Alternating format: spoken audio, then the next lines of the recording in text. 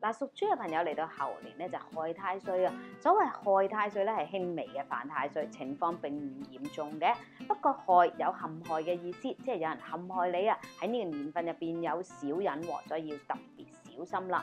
另外咧，有地解星啊，地解呢個星咧係代表住搬屋啊，咁即係話屬豬嘅朋友，如果呢個年份入邊買樓或者搬屋或者裝修喺屋企都係得嘅喎。咁有太陰星，太陰係代表住女性貴人，呢個貴人亦都係年紀大少少嘅。如果你做嘢個工作環境入邊，譬如老闆係女人啦，又或者你以女性嘅顧客為主，好似賣衫啊、首飾啊、美容啊呢一類嘅工種咧，喺猴年咧的而且確做得唔錯嘅。好在咧，仲有玉堂星照住喎，玉堂係代表住金玉滿堂啦，今年財運算係唔錯嘅。要留心嘅，正如我哋頭先講啦，因為由於有六害呢個星，呢個星咧係代表住少人加害啊，咁我哋自己講嘢做嘢咧就一定要謹慎啲咯噃。同時有冠索呢個星啊，冠索係代表住金錢嘅瓜葛同埋拖拉啊，咁記住拍拖嘅朋友咧，千祈咧就唔好有一啲錢銀嘅瓜葛啦，